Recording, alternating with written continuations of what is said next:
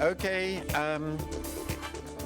so thank you very much for attending this debate, which I'm sure will be a lively one. In fact, I can promise that, on a very important issue, which is whether our regulatory proposals have made, reforms have made the financial system sufficiently resilient. Before we start, I just to make one request. You're going to need your smartphones for voting and things like that, but we would rather not have calls in the middle, so I would request that you put them on silent. So before we even start, before I do anything that will pollute your original views on this topic, you're going to be asked to vote on the resolution that you have in front of it, which is post-crisis financial reforms have made the system sufficiently resilient. And I think you're going to be explained, I hope, how you're going to go about the voting. Is this correct? Oh, yes, there is a magic channel which you have to go to. The URL is there. And you go on that, and I presume if it comes up with the possibility of voting. I'm told it takes about 2 minutes, so we're going to keep that going for about 2 minutes, and we will find what you vote at the beginning, and then we will take your vote at the end, and we will see how your minds have been changed, if at all. There has also been already a public vote on this, but in order not to influence you in any way, you will be told what the public vote's view on this was at the end. I should remind you that this is on the record, it's being webcast, so everything you say, if we come to it later, will be known by everybody. Now, secondly, I want to introduce the panel very quickly. I'll do it from person immediately to my left off to further to my left. So immediately to my left is Anat Admati, who is Professor of Finance and Economics at Stanford Graduate School of Business, and has written a wonderful book on this topic called, I think, The Banker's News Close? Yes. You will find out her position if you don't know as the debate proceeds. Next to her is Pietro Carlo Padoan, who is now Minister of Economics and Finance of Italy, and before that was at the OECD, I think that's correct, and whom I've known for many years. And next to him on his left, this is slightly Italian, isn't it? Well, that's not the worst thing, is Mr. Andrea Enria, who's Chairman of the European Banking Authority in London. And finally, to his left is Mr. Urs Röhner, who's Chairman of the Board of Directors, Credit Suisse Group in Switzerland. And I don't think, being here, I need to explain what that is. So the debate is about an incredibly important topic. We have had obviously a huge crisis in 2007-8, and ongoing problems in Europe, really very significant ones in the Eurozone, a monumental government rescue, I mean really staggering in its scale and depth, and since then a whole host of very active and complex reform processes covering the capital of banks, the liquidity of banks, resolution processes for banks, the structure of the financial system and of the banking industry, the operation of the derivatives business, trading more broadly, and clearing houses, and in addition, and this is not exhaustive, also macroprudential, the introduction of frameworks for macroprudential policy which are relatively formal and deliberate. And the question we have is this enough, or as some people feel, even too much? So this is why we've got a very clear debate. Can we perhaps have the answer to the question now? Where are we standing? So it's a little bit more than 2-1 against. You're all pretty happy with what's been done. Not all. 2-1. Two-thirds of you, slightly more than two-thirds of you, think that it's been okay. So let's see how that. Sorry. Oh, I apologise. Sorry. I apologise. 2-1 against. I apologise. I misread my own motion. Okay. Okay, so 32% agree it's sufficiently resilient. Well, that's funny because the way this is structured is quite a few of the speakers, more of the speakers will be on the minority position than the majority position. So the way we're going to proceed with it is each speaker will have the opportunity to speak 4 minutes or so.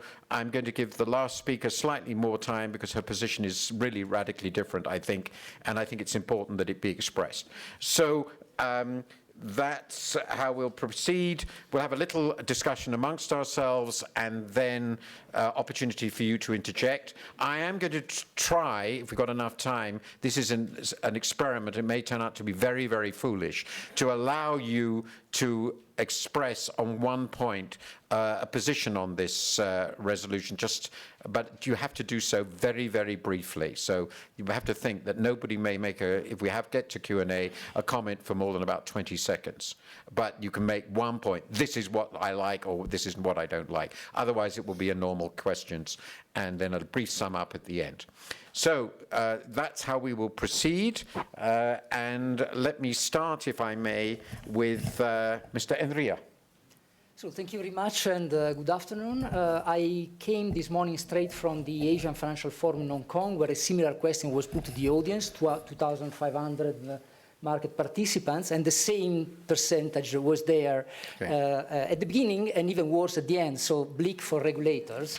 And actually, it was coupled with another question on whether the regulatory reform may stifle growth, and the answer was massively yes. So we didn't do enough, and we stifled growth, so pretty bleak. I'll try to start then with a positive message, but then I'll try to be very conditional in my positive answer. The positive message is that I look to banks in particular because that's my job. Let's say what was needed was to strengthen the banking sector, strengthen the capital of the banking sector in particular. Basel III moved in that direction, and most international banks now have complied with the Basel III fully loaded requirements. And at the end of 2011, there was a shortfall of approximately €500 billion. So the capital strengthening that occurred has been significant also in Europe. We at the EBA have done quite a lot in that direction. The capital requirements have been coupled, the risk-weighted requirements have been coupled with the leverage ratio, liquidity, harsher requirements for securitization and capital market activities, derivatives. I think that this is what we need. We need, sometimes the bank has argued that this is becoming too complex, that there are too many requirements. I would argue that whenever we set a requirement, there is, of course, a run for circumvention. We need to have a belt and braces approach and try to have more requirements in place at the same time. It is argued that this has stifled growth. All the evidence I've seen is against this. I mean, countries which have done the reforms more quickly are the countries which are growing faster, and the banks which have stronger capital are the banks which are lending more into the economy, which have gained market share, and which have cheaper funding costs. On the conditional side, we would be, I think, wrong in saying that the job is done, that we have completely won the battle, and that we can declare victory. I think that there are at least 2 points on which there is still a big challenge in terms of implementation and calibration of the requirements. The first one is the too big to fail. There we're still quite far away from the result, and I think that the calibration of the requirements on loss absorbing capacity will be quite key. And when I mean quite key, I want to say that it would be important to make it credible that also large institutions can be let fail without bailout. We need to have conservative requirements for loss absorbing capacity, and this should be, in my view, much more focused on equity than on debt. The second point is internal models at banks. The requirements are focused on internal models and risk-weighted assets. They need to be risk-based, but still, let's say, there is a loss of confidence in these internal models, and we need to fix that. We are doing a lot of work in that direction. We need to work in along different strands, transparency, fixing the supervisory approaches, fixing the banking models. We are quite committed to doing that, but that will be also crucial to really restore credibility in the regulatory framework. I will stop here. Thank you. So it would be fair to summarize this as yes, Yes. but the conditions you put are quite significant ones. Yes. Since they relate to both loss absorbing capacity and the viability of the internal models. Yeah. The risk weighting procedure. Very helpful. If I may now turn to you, Mr. Rona. Yes, thank you, and good afternoon, everybody. I would take a slightly more positive view in terms of what has been achieved so far. Still, I have some buts as well towards the end, but they may be a bit different from the ones that Mr. Enria had.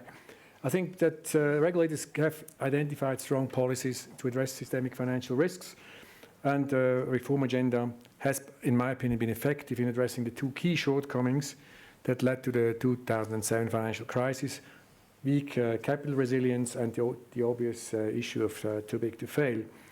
Now, the resilience, let's look at those individually. The resilience of banks has been seriously strengthened over the last couple of years. Capital requirements have gone up by a multiple of the pre-2008 level, 5 to 10 times, according to Mr. Carney.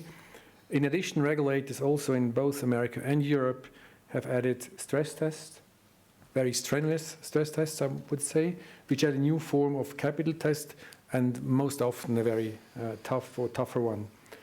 In response to regulatory and market pressures, sometimes it's not just the regulatory pressures because we had long periods of time for phasing in, but market pressure was such that banks had to restock capital for losses much quicker and added probably roughly $1 trillion to their equity base since the crisis. The model-based risk calculations, you have referred to that, Mr. Enria, have been improved. Capital floors will be widely introduced to avoid the risk that risks are systematically underestimated and to ensure that the level of capital across the banking system does not fall below a certain level. And stress tests, as I said, are used to size appropriate capital buffers for individual banks based on their individual models that they are having, which I think is a sensible approach. Moral hazard was addressed. I think in the banking sector, moral hazard was addressed. I'm not sure in all other sectors it was in the same manner addressed. Compensation is much more long-term oriented, and clawbacks are introduced or malice provisions are exercised.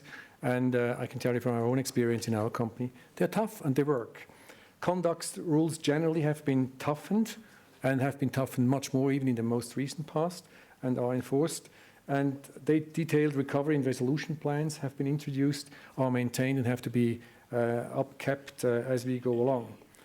Bail-in, which will be accomplished through the implementation of the standard for total loss absorbency capital, better known as TLAC, is now sort of the last missing piece according to the FSB. There is still a debate going on the precise calibration. I think we have always been very positive and in favor of actually of TLAC and of bail-in for a long time. I think it's a sensible way to address the issue. So if I were to look, we have seen a paradigm shift on two fronts. We have made banks more resilient with much more equity, and we have a backup plan in case this is insufficient, one that maintains critical functions in place for the real economy, even if a bank fails. That's done via, on the one hand, bail-in, and on the other hand, via resolution plans, and sometimes also organizational restructuring of banking organizations, as it is currently happening in Switzerland, but also in other countries where, basically most banks or many banks move much more towards a holding concept model. I think this provides a much more resilient financial sector to support the economy and also ensures that banks are held responsible for their own mistakes, just like any other company in the economy, which in my opinion, that was the biggest shortcoming, and that's something which effectively everybody, probably also here on the panel, would subscribe to, we have to effectively deal with. Now, while these core reforms have been successful, they are not fully implemented. We are still, I would say, in some instances, on the way to doing that, even though it's by and large clear where we have to go to. There are a couple of things I would like to mention that are my buts. One is some regulators are pursuing a so-called reforms based on national and product ring fencing. I think if you do that across a global financial system, I don't think that's the right solution for the system. It makes it even more difficult, more complex, and I would argue as a result of the misalignment of some of the regulations that would eventually have from that so complex that IT and operational costs and the associated risks will increase with the result that you will probably not achieve fully what you had in mind, namely to make the system more resilient. I think the fixed income sector in particular is suffering from some post-crisis overreaction, in my opinion. Some of the changes have been really punitive. We have reduced our fixed income sector by more than 50%, but lack of market making can make markets more volatile, less liquid, and that's dangerous if you want resilient market-based financing going forward.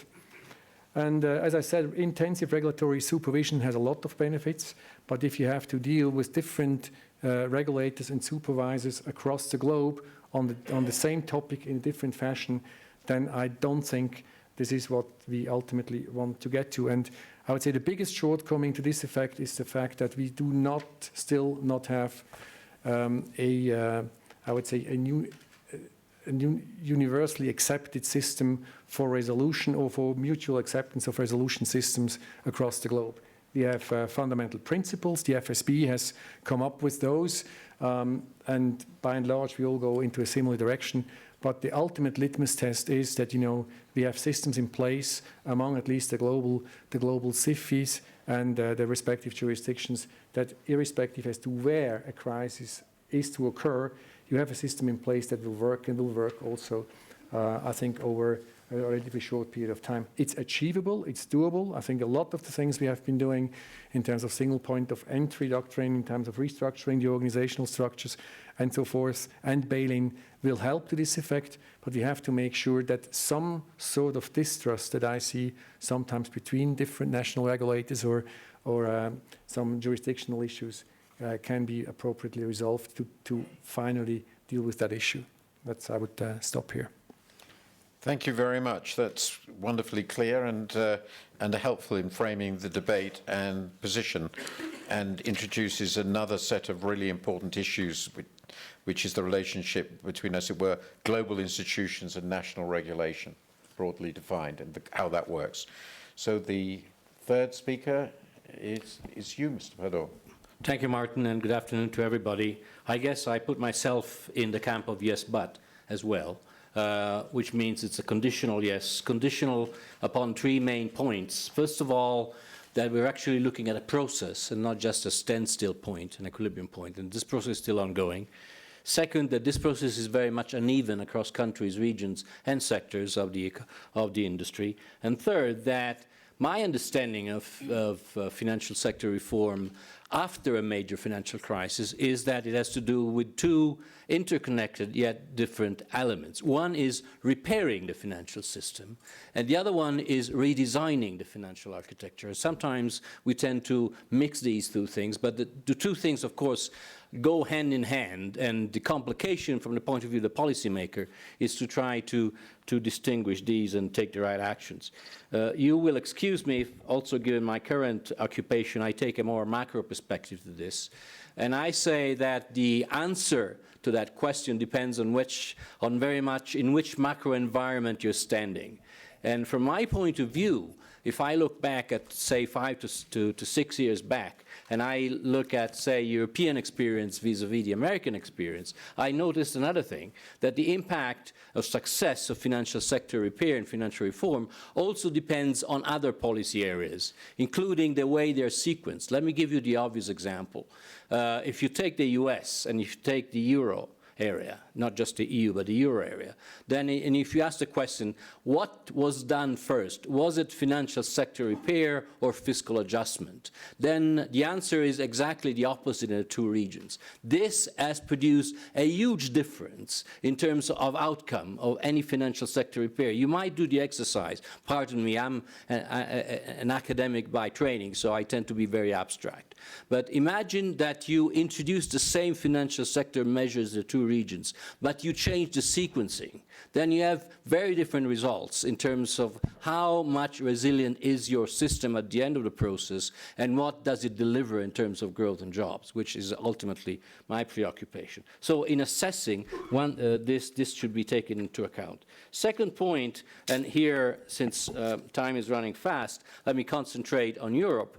Again, I think we are very much looking, especially in the euro area, at the interaction between financial sector repair and changing the architecture of the system. In the euro area, what I have in mind is the struggle to have the banking sector back into normal functioning, and this may have very different implications in different countries in the euro area, and at the same time improving the way the European and the euro area financial system, not the banking system alone, financial system operates. So we have as policymakers have a task to do both, and we have to do both things at the time when growth is lagging or lacking or simply absent. Final point, policymakers have to keep this interaction in mind when they design and implement reforms. They have to talk closely, although keeping their independence, with people responsible for macro policies, because the ultimate success of the introduction of measures has to do also with the, as I said, with the macroeconomic impact. My last point is, where do we go from here, especially in Europe? Well, we have, I think, to look hard at how the division of labor between national action to regulate, deregulate, or repair the system go hand in hand with the European level. Countries still have a lot to say and a lot to do in terms of improving their financial system in Europe. Let me put you with a piece of advertisement. The Italian government yesterday approved a major banking reform, which has now to be approved by Parliament. I hope they will do that. This, of course, has a lot to do in the way in which the Italian financial system will integrate with a rapidly changing European financial system. So one challenge ahead, and this is my last point, is that we have to think hard how national regulators, national policymakers, and European regulators and European policymakers interact in shaping the future of the European financial system, while at the same time we finally complete the repair of the financial system. Thank you. May I just ask one follow-up question to make sure that I understand it? You were contrasting as crucial, as I understood it, the fact that, in your view, the US fixed the financial sector first and did fiscal consolidation later, while the Eurozone did it the other way around. Would it be your view that with the measures that, and it's not quite clear to me, that with the measures that have now been taken, banking union, asset quality review, etc., stress tests, that the Eurozone has now caught up? Has now caught up, but it finds itself at a much more disappointing growth environment that would have been resulted from a different sequencing. Because essentially of about 4 or 5 years delay. Well, let me put it differently. If you have a policy tool, be it monetary policy or fiscal policy, the impact of that depends on how strong the stimulus is, but also on the transmission. And the transmission depends on how well the financial system operates. Okay. This is the point. Anat, your response Thank you. to what has been said. Well, I'm going to probably, good afternoon, everybody. I'm probably going to take a bit of all the buts that were said here and add a little bit more. So to the question of this panel, whether the system is sufficiently resilient, I strongly object to the statement. I'm glad two-thirds of you, or almost two-thirds of you, come in this way. I hope to convince even more of you that that's the case, because it's not just that it's not sufficiently resilient, it's not resilient by any measure. In fact, it's incredibly fragile. And that is not to say that you might find measures under which it's somehow better than some other time. I actually don't think it's that much better as a whole than it was before. By some measures, it's potentially even worse. So too big to fail was mentioned, so let me start there. There are about 28 global SIFIs, systemically important financial institutions. Most of them are much larger now than they were in 2006, so just keep that in mind. They are very large by any standard, just about the largest and the most complex corporations you can find anywhere. So Mark Carney, head of governor of Bank of England, head of Financial Stability Board, recently declared the problem majorly solved somehow in Brisbane. I'm glad that the resolution planning was brought up because I was going to comment on that as well.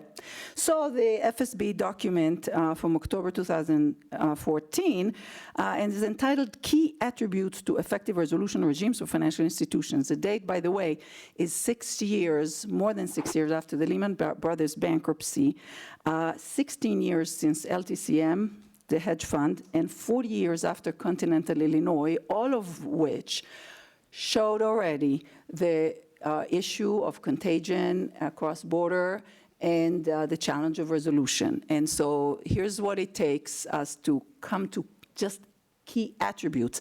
Now, there's the issue that it tries to tackle, which I don't want to go too much into. When do you start resolution? Who is going to decide that a SIFI is non-viable?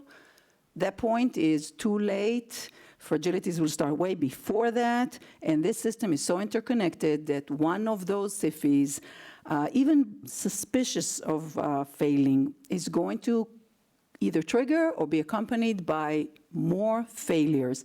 There is no way, there's no collateral damage from that process in the best of all cases, but to see how far we are from a scenario here, let me just give you a few stats on that document.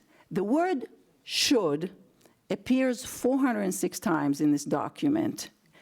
And sometimes the should is a list of 12 things that should happen. So it's a big wish list of should be things.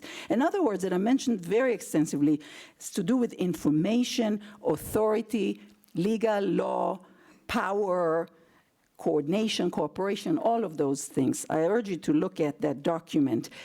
And just remember, the Financial Stability Board has no power of enforcement at all. So all of these are just friendly suggestions to the members.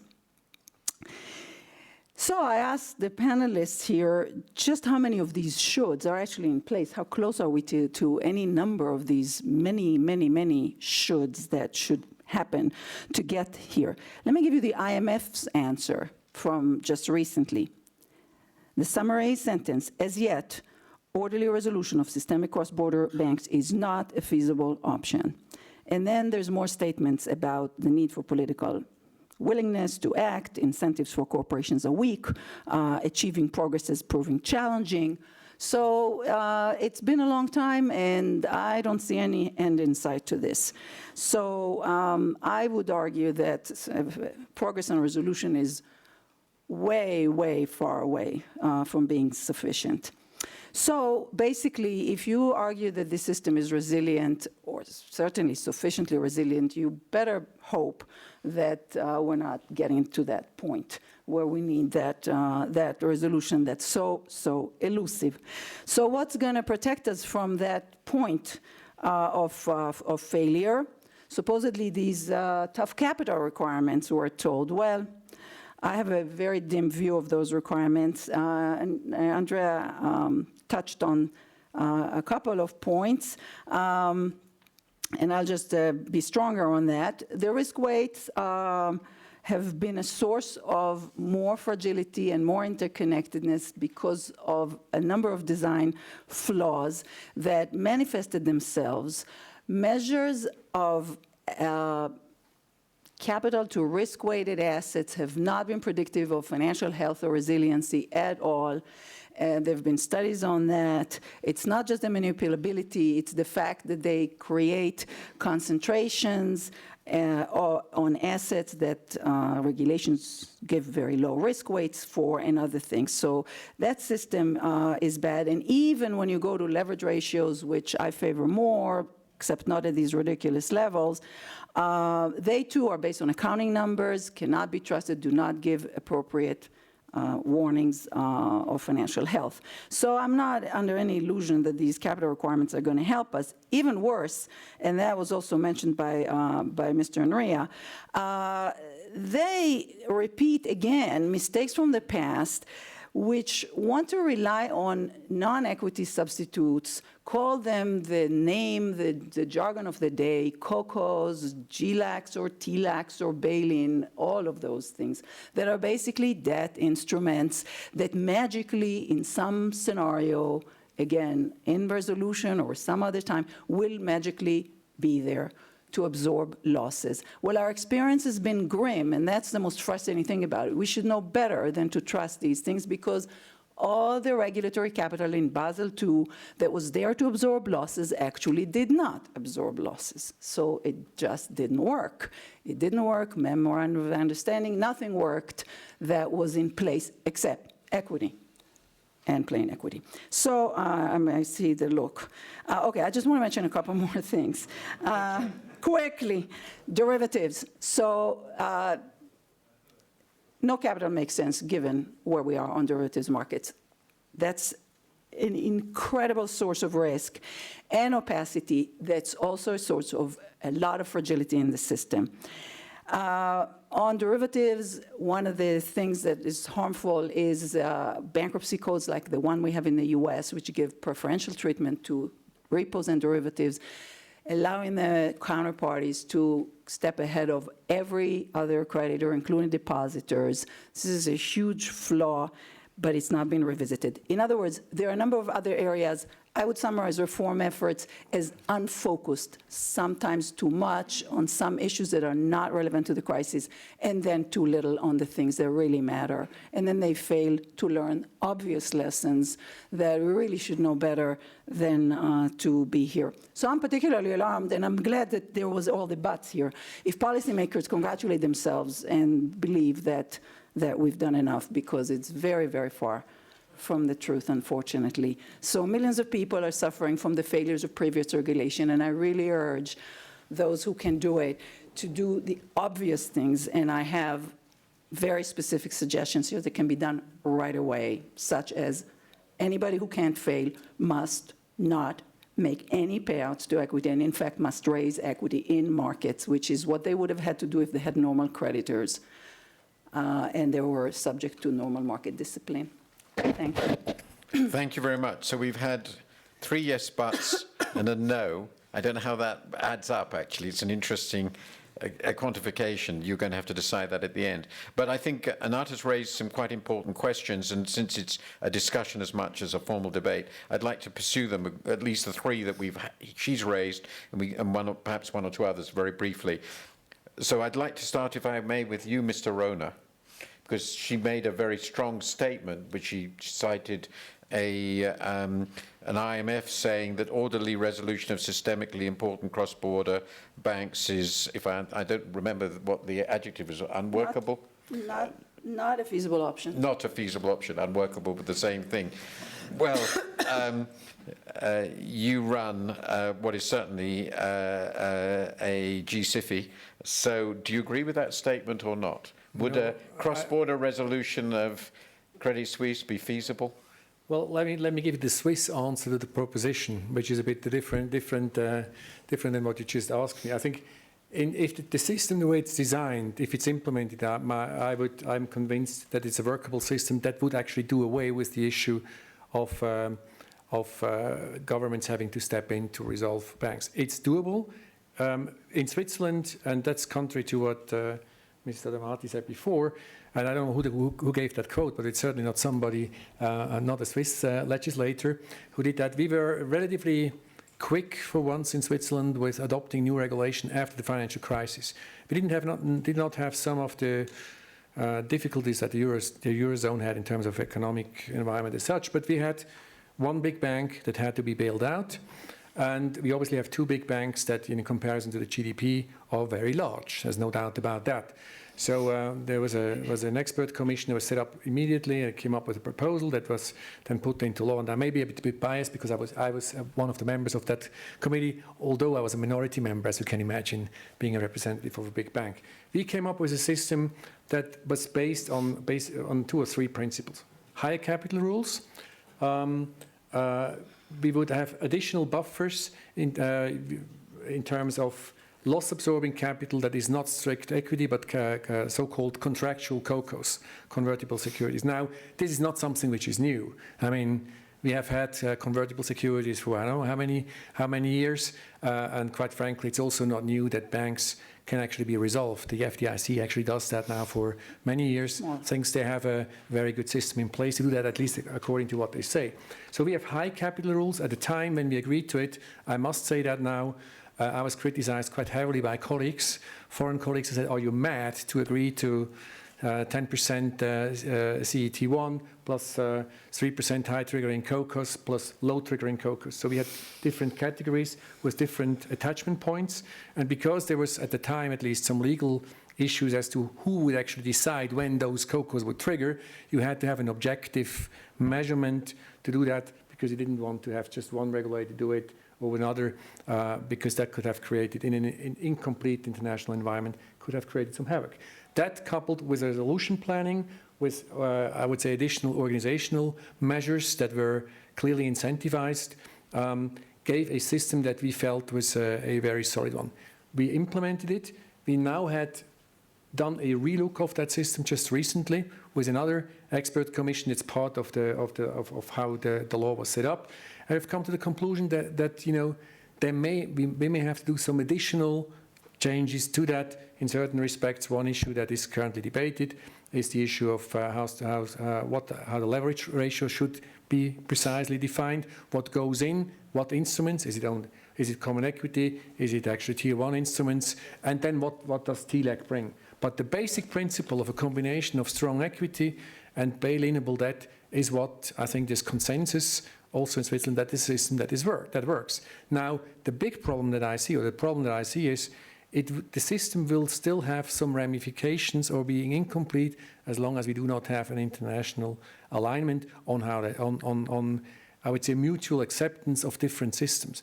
There, I would say the paper that you ridiculed a little bit actually does some help, because if you have common standards, it facilitates, of course, mutual acceptance of individual systems, and that will create, in the end, a safer global system. But that is where we are coming from. We are convinced that that's the right way to address the issue. But isn't this a bit, perhaps I can ask Mr. Enria this, it sort of sounds to me as an outsider, sort of a bit of, you know, if wishes were horses, we could all ride. I mean, the conditions under which you could have a coordinated bankruptcy or resolution process for a major institution that is operating in many jurisdictions simultaneously, all of which continue to have different laws in this area which they protect quite zealously, those conditions aren't realistic, are they? They're certainly not where we are now. What do you think, Mr.? Even, let's leave aside the transatlantic problems. Even within Europe, have we got to that point? Well, let me try to give a more optimistic picture here. Let's say, first of all, we have the Bank Recovery and Resolution Directive in Europe. So we have, for the first time, a common, let's say, legislative framework for recovery and resolution, which changes the resolution legislation in all countries. In, let's say, now 19 countries out of 28, we have a single resolution authority and a single supervisor, which should, of course, help in achieving a much stronger interconnection of resolution processes. Actually, everything is built to be able to interconnect, let's say, the resolution system across countries. It is difficult. In my view, if you ask me what I would have liked in this field, I would have liked to be much more ambitious. I think that after a crisis like this, I would have liked to have international treaties, a strong legal basis to cross-border resolution.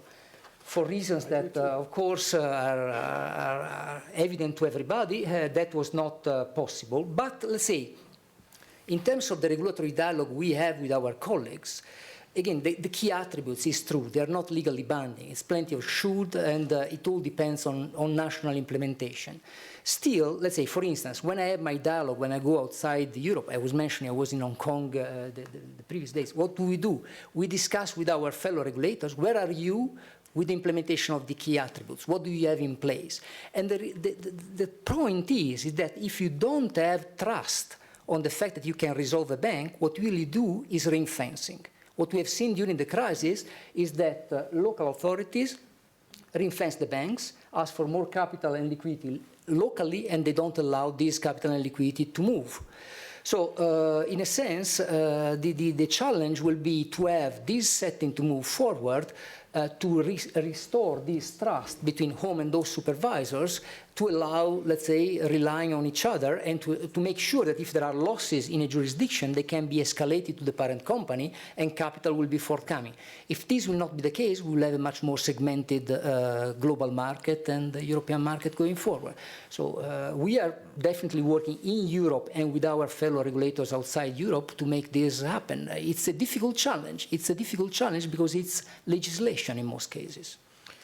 I think this leads us very naturally to a question to Mr. Padoan, because you're here as a national minister, and essentially what you're being told by the, I'm paraphrasing perhaps a little provocatively, is that if only the governments were prepared to give up all these ridiculous residual sovereignty claims and cooperate in creating a fully functioning global regulatory and legal system, then we could operate our global financial system with little problems.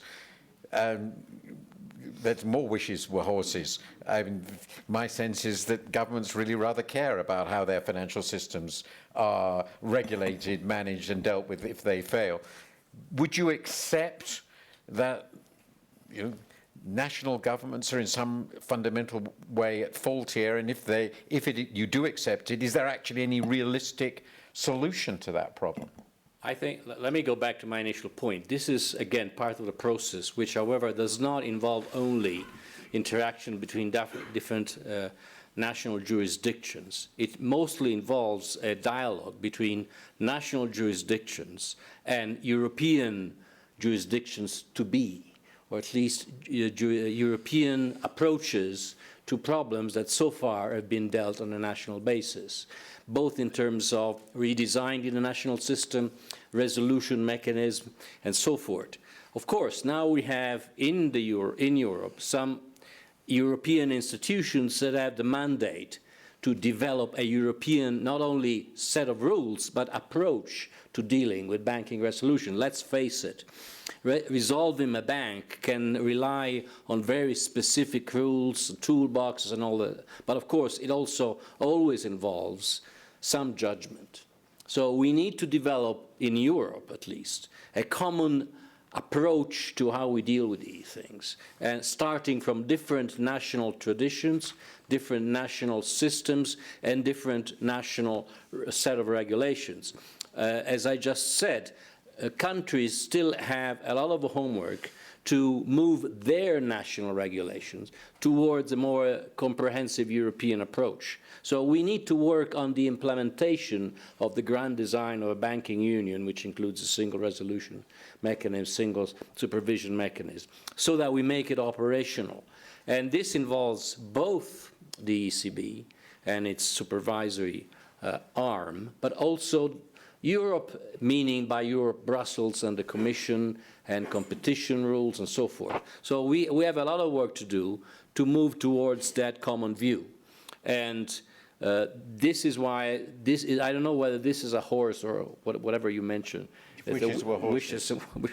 But this is certainly a state of mind that in my experience needs to be strengthened. And so far, I understood that we could do more. Otherwise, we may find ourselves stuck in different approaches between different national regulators and European regulators, European authorities. We have to move towards that way, and since we're doing it, getting out of a crisis, let's do it in a way that also benefits growth so that we can implement more easily those rules. That would be my plea. You've got a minute to express how far you've been persuaded by these answers, and then I will ask. Nice words, and we're nowhere, and I'm involved in the FDIC effort, and the closest I've seen is the UK, US understandings, and even there is an asymmetry in terms of single point of entry. We're nowhere. If we had hours, we could go through the hundreds of issues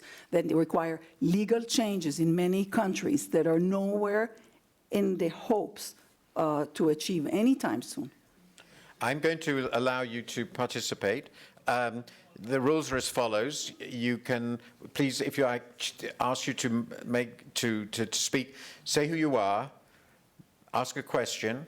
If you want to make a point, you have 20 seconds, and I will be rude because there isn't much time, and therefore focus on just one narrow issue, so to give the opportunity to people to respond in the last few minutes. So, and I will take quite a number of questions or points together and then sort of decide how to allocate them. So does anybody want to interject? Yes, please. This gentleman, say who you are and Giovanni Bossi, Banca Ifis. Is there a level of capital at which you think that the system is safe? we'll come to that in a moment. So again, that's a very good question, and we will move to it. Next, anybody else want to ask a question? You are speechless. No, the gentleman over there, sorry. Alex Smith from Reuters. Should the banks now be broken up? Okay. Okay, should banks be broken up?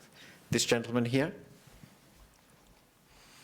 Wonderfully short questions, I love them. To Chairman Ronner, perhaps Minister Padoan. Is there anything in the system today, coming off Bulgarian Cardiac Institute, is there anything what justifies leading by surprise in the regulatory system, particularly in the last week's events? If you're afraid to criticize the Swiss bank, please pass it to Minister Are you Padoan. talking about exchange rate management, possibly? I mean, leading by surprise in the regulatory system, including taking abrupt decisions. I will, a little stretching it, but we will see how we do on that one. The regulatory. This lady over here on the right, please. Sylvie Matera, Deutsche Bank. By focusing very much on the resolution and with the risk of handing with too much fragmentation, don't you think we miss the main point that for banks to be safe, which would be allowed to have good risk diversification, mainly we should die safely, but we need to live first? Okay, that's directly linked to the should banks be broken up issue. Yes, okay, that's very good. We're doing very, very well. This gentleman here. Thank you very much. Richard Egger from ITV News.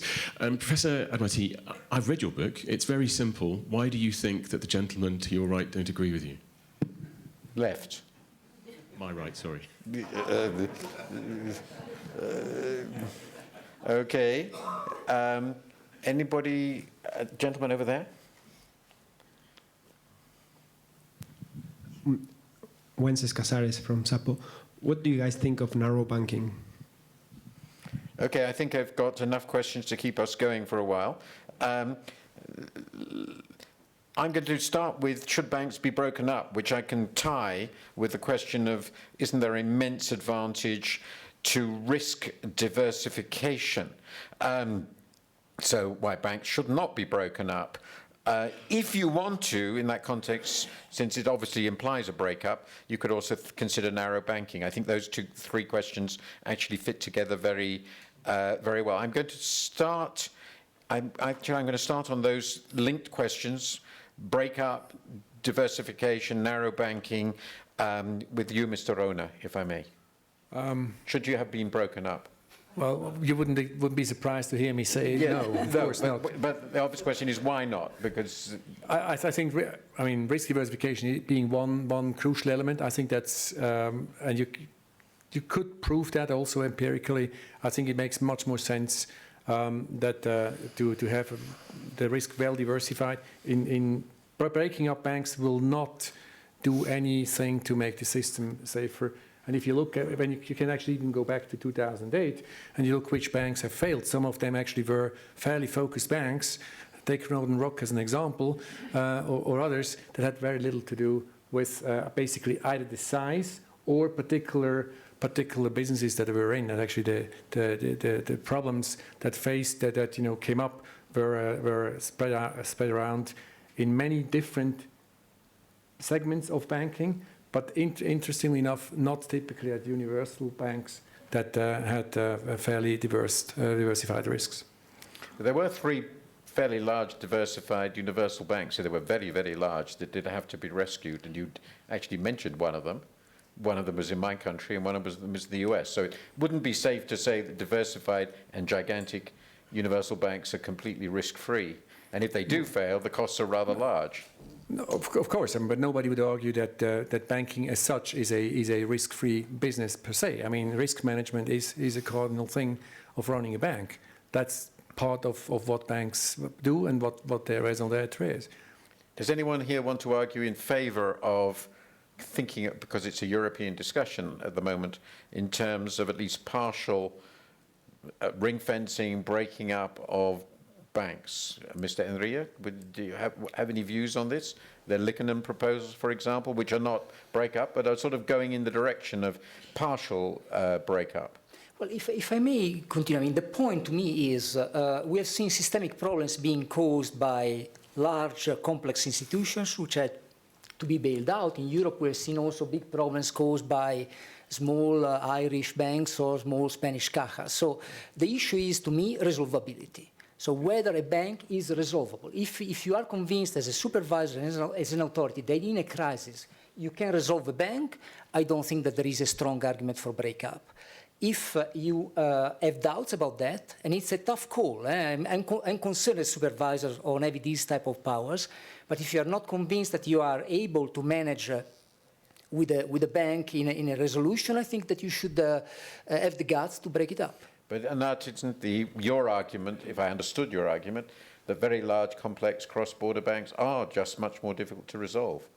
Well, definitely they are. Now, I'm going to answer a few questions at once, and my answer fundamentally is that I want the markets to decide on the size, ideally. And the markets are deciding on the sizes of most companies.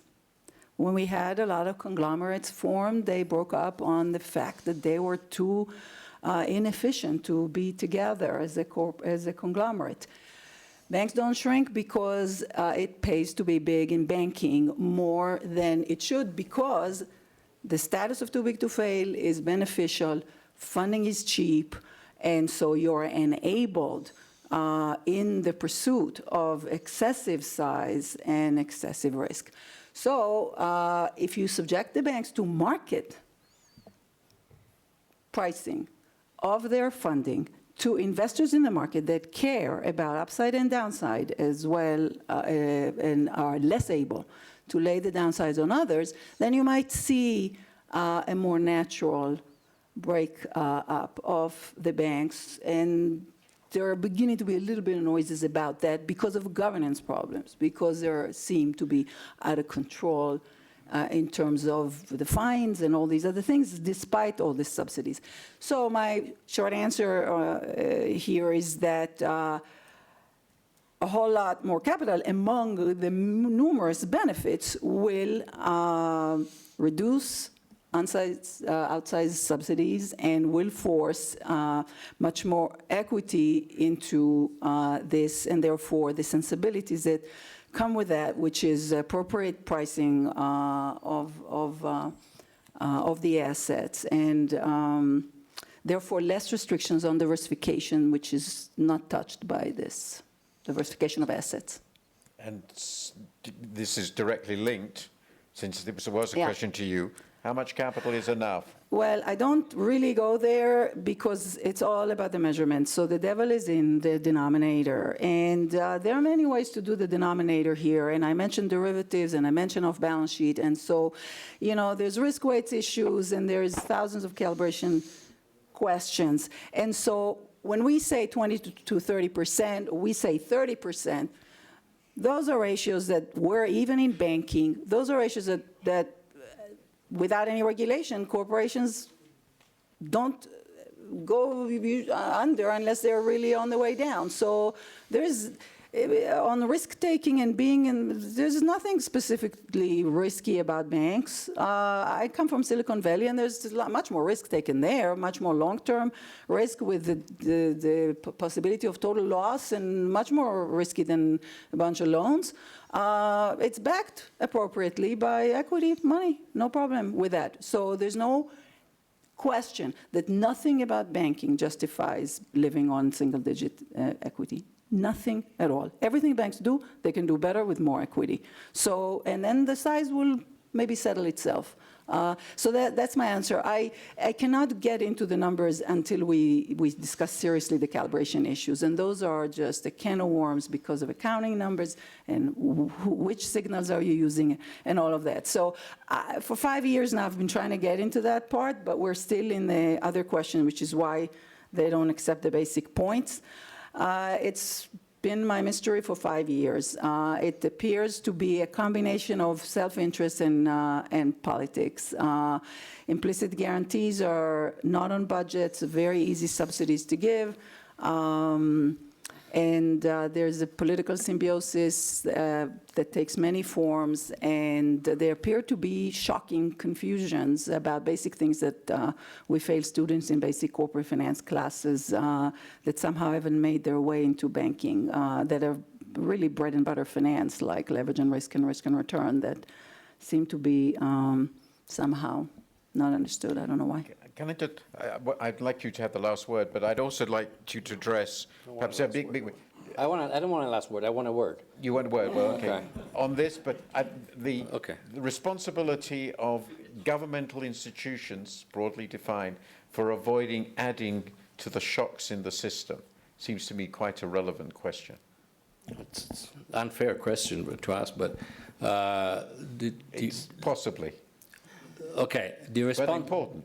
Yeah, well, I can pick any answer to that because I could, but before I do that, let me go back to the point of breaking up banks. This is one question. You could turn it around and ask the opposite question.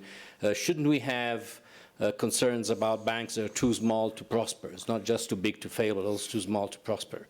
The responsibility of governments from that point of view is what I would call a structural responsibility to implement reforms, implement frameworks that can allow a smooth transition to a new equilibrium in size, dimension, allocation of the system. This has to be done in Europe, I'm sorry to be so boring and go back to the point, both by countries and by European authorities. We still don't have a clear strategy towards our view of a full banking union and a full capital markets union. We must do more. So this is one area where I think European policymakers, I'm not talking about the US and other parts of the world, I'm talking about Europe where I see more problems with the addition of the national segmentation still very much present. So this is what I see a practical challenge for policymakers. Okay, at this stage I'm going to, because I think we're coming to the end, I'm going to ask you to vote again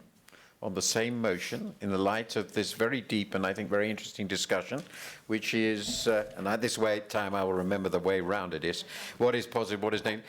We believe that post-crisis reforms have made the financial system sufficiently resilient.